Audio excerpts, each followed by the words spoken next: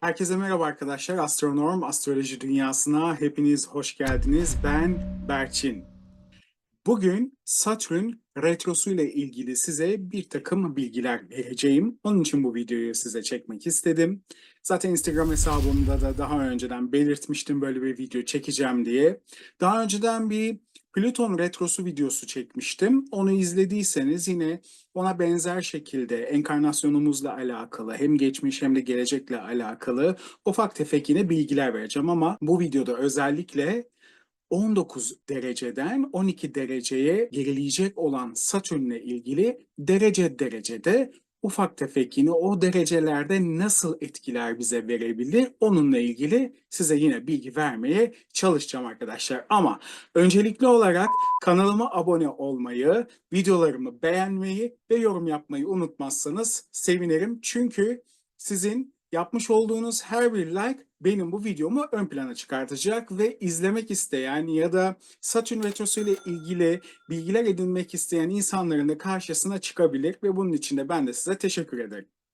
Peki, o zaman hemen ufak ufak videomuza başlayabiliriz. Evet, Satürn Retrosu Balığın 19 derecesinde 29 Haziran gecesi saat 22.06'da bir kere başlamış olacak İstanbul'daki konumuna göre. Yani o şekilde aldım haritayı. Ve yaklaşık olarak 4,5 ay kadar, yani 15 Kasım 2024 saat öğleden sonra 17.21'e kadar biz bu retroyu deneyimlemiş olacağız arkadaşlar. Yani yaklaşık bir 4,5-5 aylık bir süremiz olacak. Tabi biliyorsunuz, eğer ki Plüton retro videomu izlediyseniz hani normalde bu gezegenler geri gitmiyorlar. Hani astrolojik olarak geri gidiyorlarmış gibi görüyoruz. Çünkü retro dönemlerinde her gezegen dünyaya en yakın olduğu şekilde geçiş yapıyorlar ve biz de onu sanki astrolojik olarak o gezegenin geri gidiyormuş gibi algılıyoruz. Onun için retrograde deniliyor buna. Bilginiz olsun. Ufak bir hatırlatma yapmak istedim bununla ilgili de. Şimdi şöyle söyleyeyim arkadaşlar. Eski alimlerden Abraham İbni Erza, çok hani önemli bir alimdir kendisi. Geri giden gezegenler için husumet ve niyet edilen şeylerin zarara uğramasından bahsetmiştir. Ve ona göre de meydan okuyan veya isyankar biri gibi bu gezegenlerin davrandığını söyler. Satürn arkadaşlar geri giderken her şey için bireye sorumluluk ve disiplin duygusunu verir. Aslında bunu vurgular. Yani siz hayatınızda bu önünüzdeki 4,5 ya da 5 aylık süre içerisinde tabii ki şu an o transiti siz haritanızda hangi evinizden alıyorsanız, bu da çok önemli. Yani sizin balık burcu hangi evinize denk geliyorsa haritada, bu da önemli. Ve tabii ki şu da var, gerçi oraya geleceğim ama bu alanlarda bir kere sorumluluk, bu alanlarda bir kere toparlanma, bu alanlarda bir gözden geçirme, bir sınavlara tabi tutulma, bir takım testlerden yine geçme gibi etkiler verebilir arkadaşlar. Şöyle bir arkanıza dönüp baktığınızda bu alanlarla alakalı acaba neleri eksik yaptınız veya neleri yanlış yaptınız? Satürn bu alanları sizin görmenizi sağlayacak. Belki de size bir takım sıkıntılar önünüze çıkartacak ve sizin o testleri geçmenizi sağlayacak. Ve ondan sonra da hayatınızda geriye dönüp, yani bu transiti bitirdikten sonra retrodan çıktığında belki de size bu sınavları iyi şekilde verdiğinizde ödülleriyle geri gelecek. Çünkü ben her zaman şöyle söylerim. Satürn eli sopalı bir öğretmendir. Yani size bir takım zorlukları önünüze çıkartır, öğrenmenizi ister ve siz bunu öğrendiğinizi gördüğünde size ödüllerini verir arkadaşlar. Özellikle de haritasında retro olanlar, yani Satürn gezegeni retro olanlar bu dönemi biraz daha rahat, böyle biraz daha şanslı geçirecektir. Çünkü çok fazla etkilenmeyecektir arkadaşlar. Çünkü onlar bu enkarnasyonlarında gelirken zaten geçmişten bitiremediği sınavlarını, yani bir şekilde o hani alanda mezun olamadığı o sınavla birlikte geliyorlar buraya. Yani bir nevi burada karmik borçları ve o sınavla da ilgili hani yine burada bir bütünleme yaşayacaklar. Onun için onlar yani Satürn'ü retro olan hani arkadaşlar ve bireyler çok daha rahat şekilde bu dönemi atlatacaklardır. Bu dönem için bize arkadaşlar bir kere düzene girmemizi ve toparlanmamız gerektiğini anlatacak bu gezegen. Bunu tabii ki bize dediğim gibi küçük sınavlarla yine gösterecek. Satürn transiti aldığı ev konularında bir kere çok fazla bizim çalışmamız gerektiğini ve sorumluluklar almamız yine gerektiği yerimizi de gösteriyor. Yani ikinci evimizde ise özellikle maddiyatla ilgili ve yine parasal yine konularla alakalı bir takım yine sorumluluklar, bir takım yine düzeltmeler hani almamız gerektiğini söyleyebilir. Eğer ki bizim 6. evimizde ilerliyorsa bizim yine çalışma ortamımız, yine çalışma arkadaşlarımız ve kendi sağlığımızla alakalı bir şeyleri toparlamamız gerektiğini söyleyebilir. Yani yine 7. evde ise ortaklaşa yaptığımız işlerde, evlilikle ilgili hani evliliğin içerisindeki iletişimde bir takım sıkıntılar ve sorunlar olabileceğini ya da olduğunu ve bunları yine gözden geçirmemiz gerektiğini bize söylüyor olabilir. Onun için herkesin hani haritasında aldığı açılar ve yine bu gezegen yine konumlara farklı olduğu için ve yine bu transiti farklı şekilde aldığı için herkes çok farklı şekilde bundan hani etkilenecektir ama biz burada genel olarak size bir takım yine bilgiler vermeye çalışıyoruz. Şimdi mesela bu transitle ilgili bir kere sabrınızı ve dayanma gücünüzü test edebilir bu alanlarda. Yani bunlarla ilgili bir takım hani yine söylediğim gibi sınanmalar yaşayabilirsiniz. Haritanızda bir kere Satürn retrosu varsa zaten geçmiş ve gelecek yaşam olarak eğildiğinizde bu karma bize neler söylemek istiyor şeklinde de bir takım bir cevap hani bulabilirsiniz. İstiyorsanız biraz bu şekilde bir eğilelim. Yani sizin haritanızda bulunan şu anki Satürn'ünüz acaba size geçmişten mi yoksa gelecekten mi bilgi veriyor? Çünkü şu anki Satürn transitiyle haritanızdaki Satürn bir açıya da girmiş olabilir arkadaşlar ve oradan da bir etkileşim alıyor olabilir. O yüzden şimdi hemen geçmiş ve gelecek yaşam olarak eğildiğimizde bu karma bize neler söylemek istiyor bir ona bakalım. Ondan sonra da 19 dereceden 12 dereceye kadar ilerleyecek bu 4,5-5 aylık süreç içerisinde derece derece bize ne anlatmak isteyecek bu gezegen? Daha doğrusu hangi alanlara vurgu yapacak bu balık burcunun bu derecelerinde? Ona bir bakalım isterseniz. O zaman hemen başlayalım. Şimdi arkadaşlar geçmişe bakarsak haritanızda bu gezegen yani retro olarak hani eğer ki bulunuyorsa ve geçmişe bakmak istersek bir kere köklerini 2 yaşam öncesine bir kere dayandığını söyleyebiliriz. Yani bu karmik borçları 2 yaşam öncesinden getirdiğinizi bir kere söylemek mümkün. Aslında sınavınızı vermek için mücadele etmiş oluyorsunuz ama bu alanda başarılı olamıyorsunuz. Ve bunu 3. kez deneyimlemek için bu olay, daha doğrusu bu gezegen retrograde olarak sizin haritanızda karşınıza çıkıyor arkadaşlar. Eğer haritanızda uyumlu açılar alıyorsa, uyumlu bir etkileşim varsa burada birilerine yardım ederek veya birilerine burada destek hani olarak bu sınavları verebilirsiniz.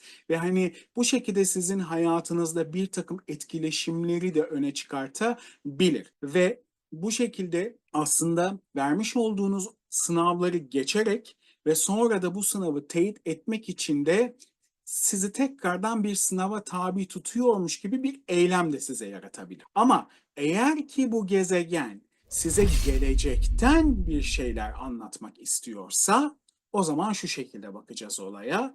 Bu etkiyi alıyorsanız eğer kişi yasalar ve denge konusunda bilgiler bir kere getirecektir. Ve size daha büyük bir bilgiyi ve adaleti onun kendi yaratmış olduğu o sütunlarıyla sizin karşınıza bir kere çıkmasını sağlayacaktır. Size doğruluk ve anlam yine veren her şeyi transfer eden kutuplar olarak hizmet eden bu sütunları ayakta tutan karmik bir unsur gibi sizinle çalışacaktır arkadaşlar. Aslında tamamen istikrarlı şekilde bir şey yaratmak ister. Çünkü bu sizin için yani sizinle alakalı kişisel bir şeyle bağlantılıdır ve sizin için de bunların değerli olmasını ister. Tabii ki haritanızda kötü etkiler alıyorsanız bununla alakalı olarak size bu alanlarda bu bilgileri, işte bu hani adalet duygusunda, bu bilgilerde, işte bu kutuplaşmada size bir takım zorluklar, bir takım baskılar ve kötü etkiler, aynı zamanda yine bu bireyler arasında size güvensizlik de getirebilir arkadaşlar. Onun için eğer ki size gelecekten vaat ediyorsa bir takım şeyleri bu retro gezegen, o zaman bunları bir şekilde bireyin kolaylık hissine çok ihtiyacı olacaktır. Hem gezegenin hem de bireyin. Bu alan çok önemli. Yani hayatınızda bir takım kolaylıklar yaratmanız gerekiyor. Buradaki bu etkiyi çok rahatlıkla atlatabilmeniz için. Tabii ki bu söylediklerim haritasında şu anda retro olan yine bireyler için bunu söyleyebilirim. Bir de tabii ki derecesel olarak yine bakmamız lazım arkadaşlar. Şimdi 19 derece balık burcunda başlayacak bu retro. Bu konularda ebeveynler ön plana çıkacak. Yani annenizle ya da babanızla alakalı bir uyumsuzluk olabilir. Veya onlardan bir takım yine tavsiyeler alabilirsiniz ama bu tavsiyeler sizin hoşunuza gitmeyebilir. Bununla ilgili bir takım sıkıntı ve sorunlar, engellemeler ortaya çıkartabilir. Bir takım yine davranışlarıyla alakalı size hassas ya da çok daha böyle değişik, sizin anlayamayacağınız şekilde bir takım yine davranışlar da sergileyebilirler. Aynı zamanda arkadaşlar aile içerisinde bu alanda, yani bu 19 derece içerisinde böyle sürekli bir takım soğuk savaşlara da neden olabilir. Anlamlı ya da anlamsız bunları yaşayabilirsiniz. Ama bu etkide bunları ortaya bir kere çıkartmak isteyebilir. Entelektüel bir kere yetenekler size geliştirebilir buradaki bu Satürn bu derecede. Ancak burada bu yetenekleri geliştirirken de konsantrasyonunuz biraz böyle zayıf olabilir. Yani hemen bu moddan çıkabilirsiniz arkadaşlar. Yine size bu alanlarda bir takım ödüller olarak yeteneklerinizi görmenizi sağlayabilir. Eğer bir hani araştırma yaparsanız o hani araştırma sayesinde araştırdığınız şeye karşı ilginiz çok daha fazla da hani artabilir bu yine etkide. Ancak burada 19 derecede dikkat etmeniz gereken şöyle bir şey var. Çok fazla yemek yemeyin ve içmeyin. Böyle bir etki de yaratabilir burada ve sindirim sorunlarını ortaya çıkartabilir bu derecede. Hepsinden böyle yani 12 dereceye kadar küçük küçük size bilgiler vereceğim. 18 derece balığa geldiği zaman bir kere bu derece çok fazla sanatsaldır ve yaratıcıdır arkadaşlar. Ama mesleki burada konularda bir takım gizemleri aslında içinde barındırır. Sizi çok fazla iş yüküne boğabilir. Çoğu zaman iş arkadaşlarınızla bile hani bu alanlarda hani çok fazla çalıştığınız için bir araya gelemeyebilirsiniz. Bu alanlarda sizi engelleyebilir. Yani iş yerinin içerisinde bile size böyle bir takım hani etkiler verebilir. Mesela evlilik içerisinde parayla alakalı bir takım sıkıntı ve sorunları ortaya çıkartabilir bu dereceye geldiği zaman gerilemede. Eşinizin size karşı veya sizin eşinize karşı çok fazla böyle sahiplenici ve materyalist bir takım duygu içerisine girme ihtimaliniz olabilir. Bir şeylerle yüzleşmek zorunda kalabilirsiniz ve bu da ilişkinizi zor bir duruma sokabilir. Evlilik ilişkileri içerisinde bir kere karşılıklı olarak oldukça duyarlı olunması gereken bir derecedir arkadaşlar. Çünkü ego çatışmalarını ön plana çıkartabilir.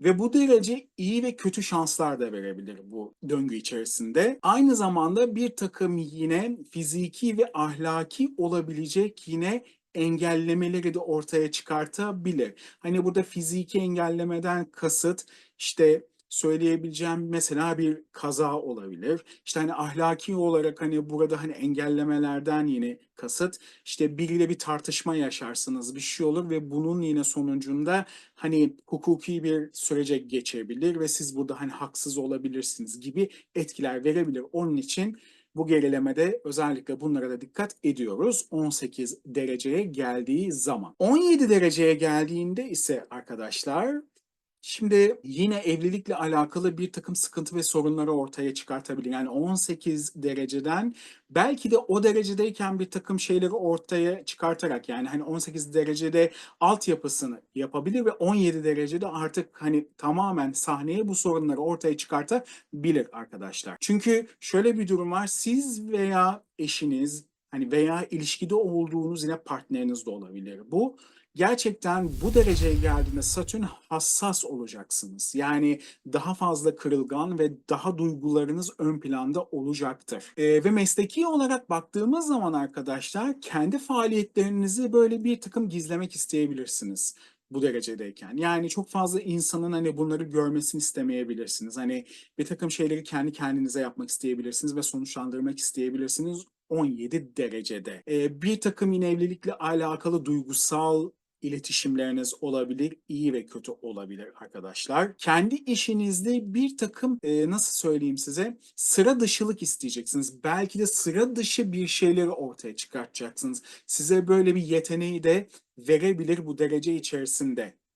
16 dereceye baktığımız zaman arkadaşlar bir kere bu derecede maddi değerlere karşı güçlü bir arzu ve sahiplenme isteyeceksiniz. Çocukluk yine çağında bir takım zorluklar eğer ki yaşadıysanız o geçmişte onları sizin önünüze getirebilir. Ve şöyle getirebilir, bu zorlukları ego çatışmalarıyla size hatırlatabilir.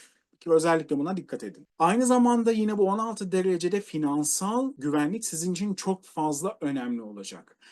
Bir kere para konusunda çok fazla hassas olabilirsiniz ve hesaplayıcı olabilirsiniz. Yani hesaplı gitmek isteyebilirsiniz bu dereceye geldiğinde Satürn. Veya sizi bu hale getirebilir. Yani da bu denli bir zorluk içerisine sokabilir bu gezegen. Yine bu dereceye geldiği zaman arkadaşlar. Hedeflere ulaşmada ise size bir takım sınavlara tabi tutarak sonrasında sizin bir kere başarılı olmanızı sağlayacak etkileri ortaya çıkartacaktır. Yani aslında bu gezegen hem iyi hem de kötü etkileri barındırır şeklinde hani hep söylenir ve hani genellikle korkarlar hani Satürn'den ama aslında dediğim gibi Satürn ödüllü bir gezegendir. İş arkadaşlarıyla alakalı bir takım soğukluk ya da bir takım sıkıntı ve problemleri ortaya çıkartabilir ve mesafe mesela koyabilirsiniz yine bu derecede ilerlerken. Veya işinizle alakalı bir takım böyle özellikle iletişimle ilgili olarak söyleyebilirim. İletişimsel anlamda kendinize bir takım böyle pasif bir moda da çekebilirsiniz. Şöyle bir toparlamak gerekirse 16 derecede bir kere para konularına çok dikkat ediyorsunuz. Bilgiye çok hevesli olacaksınız. Hani onu geliştirmek isteyeceksiniz. Ama elde etmek için de bir kere sabırlı olmanız gerekecek. 15 dereceye baktığımız zaman ise bir kere ilişkilerinizde mantık arayacaksınız. Daha fazla mantıkla ilerlemek isteyeceksiniz. Bazen duygusal olarak bir takım boşalmalara da hani ağlamalar olabilir ya da krizler olabilir ya da kendinizi sanki böyle hani ilişkide kurbanmış gibi de görebilirsiniz. Böyle bir etkiyi de ortaya çıkartabilir ve bunları ilişkinizde yine dile getirerek ve konuşarak kendinize bir takım kuleler inşa edebilirsiniz. Yani o sorunları dile getirebilirsiniz arkadaşlar. Ve size dışarıdan baktıkları zaman ilişkilerinizde sanki bir sıkıntı, bir problem, bir kavga varmış gibi görünebilir ama aslında özünüzde, ilişkinizde siz eşinizle ya da partnerinizle gerçekten birbirinizi çok fazla seviyorsunuzdur ve böyle bir etkileşim size veriyordur ama Satürn'ün bu 15 derecede ilerlemesinden dolayı sizi dışarıdaki insanlar sanki aranızda bir takım sıkıntı ve sorunlar varmış gibi de algılayabilirler. Mesleki olarak burada yaratıcılık ve sanatsal etkilerin çok kuvvetli olduğunu ve bunları çok rahatlıkla kullanabileceğinizi aslında burada gösteriyor. Ya da bu alanlarda bir şekilde size bir kısıtlamalar da verebilir. Yani mesela eğer ki kendinize ait bir sanatsal bir yeteneğiniz varsa bu alanda paraya çevirme anlamında sizi zorlayabilir. Aynı zamanda 15 derecede babayla alakalı bir takım sıkıntı ve sorunları da ortaya çıkartabilir. Özellikle babayla olan karmik bir bağınız varsa ya da geçmişte yaşamış olduğunuz bir takım sıkıntılar varsa bunların yine tekrardan gün yüzüne çıkmasıyla alakalı bir şeyler yaşayabilirsiniz arkadaşlar bu 15 derecede. 14 dereceye geldiğimiz zaman ise bu aşamada arkadaşlar akıllı gelişimi kere görebilirsiniz. Aslında bu 14 derecede size bir gelişim sunacaktır. Burada zeka ön plana çıkacaktır ve burada zekanızı kullanmak isteyecektir. Özellikle para kazanma konusunda Egolarınız size biraz engel olabilir. Egolarınızı kontrol etme zamanını aslında burada hatırlatacak size buradaki Satürn. Bir kere size tasarruf etmeyi öğretecek. Farklı yollardan gelir elde etmeyi öğretecek. Ve bunlara karşı olan size sorumluluklarınızı hatırlatacak. Ve bunları yine nasıl diyeyim size, bu sayede birikim yapmanızı da sağlatacak ve siz bu şekilde de öğrenmiş olacaksınız. Aynı zamanda size projelerde çok fazla özgürlük getirmek isteyecek ama burada Satürn size diyecek ki bunları uygulamazsan sana bu özgürlüğü vermeyeceğim. Yani sen bu projede özgür olamayacaksın. Ancak bu sorumlulukları, bunları yerine getirirsen bir takım şeylerde sana bir takım sorumlulukları getirdiğinde sana bu özgürlüğü verebilirim diyecek. Ve bu alanda yine 14 derecede anneyle olan bir kere bağlarınız çok önemli. Anneyle olan bir kere bağlarda daha fazla onunla birlikte olmak, çok daha fazla yakınlaşmak ya da anneyle olan bir karmik bağınız varsa onu çözmek için de bu 14 derecede bu Satürn aktif edebilir bu durumu, bilginiz olsun. 14 dereceye gelindiği zaman biraz daha sinirli, biraz daha böyle hani abartılı ve biraz daha böyle dikkat çekmek isteyen bir kişilik ortaya çıkartabiliriz. Buna da dikkat etmenizi öneriyorum arkadaşlar. 13 dereceye geldiğimiz zaman ise eşle ilgili iletişim ya da partnerle ilgili iletişimde bir disiplinle sınırlanma. Sanki böyle hani haddini aşma durumu ya da o hadde hani böyle bir kendine gelme gibi bir etki verebilir 13 derecede arkadaşlar. Yani bir takım tartışmaların içerisinde kendinizi bulabilirsiniz. Yine burada mali faaliyetleriniz ön planda olacaktır. Ve özellikle para harcama konusunda bir takım kontrol isteyecektir burada Satürn. Yine mesleki yine konularda teknolojiyle alakalı bir takım hani araştırma ve geliştirmeye çok hevesli oluruz ama burada Satürn sanki bunları görmenizi engelleyebilir. Sanki hani bu alanda böyle sizi bunlara ulaşmanızı zorlaştırabilir. Onun için mesela buna da çok dikkat edin. Özellikle işinize teknolojiyle alakalı bir şeylerle ilgileniyorsanız bu hani uyarım tam da size göre hani olacaktır. Satürn'ün hani engellemelerini sorumluluk alarak ve kendinize yine sorumluluk yine geliştirerek o fırsatları kaçırmamaya çalışın. Eğer ki düşüncelerinizi ve bu alanda kendinizi disipline etmeyi öğrenebilirseniz Satürn'ün burada mucizeleriyle bir kere karşılaşabilirsiniz arkadaşlar. Ve size bu alanlarda da tabii yine bir takım küçük ödülleriyle gelebilir. Ve 12 dereceye geldiğimiz zaman ise Satürn burada bir kere bu derece bir kere bağımsızlık olarak bilinir zaten. Ve burada ne yaparsanız yapın aile veya hani arkadaşlarla ilgili bir takım sıkıntı ve sorunları yani burada bir bağımsızlığınızı ilan etme eğilimini ortaya çıkartır. Ve genellikle bu duruma yani sıkıntılı bir takım durumlara gelmenizde aslında bu denli hani hataların hani ortaya çıkmasında da aslında en büyük rol de burada kendinizdedir arkadaşlar. Çünkü siz hani aslında bir hata yapmak istemezsiniz bu alanda ama herkese de mutlu etmek istersiniz ama herkese de mutlu edemezsiniz maalesef. Burada işlerinizi normalde planlayarak değil ama genellikle dürtülerinizle hani onlara karşı hani hareket ederek yani burada dürtülerinizle hareket ederek hani bir şeyleri yapmak istersiniz ama burada sorumluluklarınız önemli. Yani siz bu alanda Satürn buraya geldiğinde bu sorumluluklarınızı ön plana çıkartacaktır. O yüzden siz bütünüyle işlerinizi dürtüsel olarak değil de planlayıcı bir şekilde ortaya çıkartmaya özellikle özen gösterin arkadaşlar. Eğer ki bir şeyleri planlayamıyorsanız ya da sorumluluk alamıyorsanız, organize edemiyorsanız iş hayatının yine dışında evliliklerinizle ya da ilişkinizle alakalı da bir takım sıkıntı ve sorunlar ortaya çıkartacaktır. Çünkü burada eşinizle ilgili olan iletişimsel diyaloglarınızda da bir hassasiyet söz konusu olacaktır ya da ilişkilerinizde. Bir kere hızlı şekilde ve kolay şekilde para kazanmak isteyeceksiniz bu alanda. Belki de çok daha kolay şekilde, daha hızlı para kazanmanın hani alternatif yollarını da hani arayabilirsiniz burada ama yine söylediğim gibi harcamalarınıza bu alanda özellikle dikkat etmeniz gerekiyor bu hani 12 dereceye geldiği zaman. Yoksa ciddi yine size testlere ve sınavlara tabi tutabilir burada Satürn. Burada ilerlediği zaman ilişkilerinizde de, burada parayı kullanmada da ya da parayı burada kazanmada da her şeyden önce Satürn size diyecek ki dengeye gel. Yani ne çok fazla abart ne de çok böyle geri planda dur. Aslında burası Balık burcunun en iyi derecesi diyebiliriz 12 derece için ama söylediğim gibi burada kendi ideallerinizi oluşturabilmeniz için her şeyden önce şöyle bir durup arkaya bakmanız gerekecektir. Yani hani en başta söylediğim gibi şöyle bir durup acaba ben nerede hata yapıyorum dediğinizde işte burada Satürn 12 dereceye geldiğinde tam bunun zamanı aslında diyeceksiniz. Ben şu ana kadar ne yaptım ve ne yapmam gerekiyor gibi. Bu alanda hayvanlara karşı biraz daha ilgili, hani hayvanlara karşı biraz daha sevecen olursanız ve hani onlarla daha güzel hani iletişimler bir kere kurabilirsiniz. Örnek vereceğim.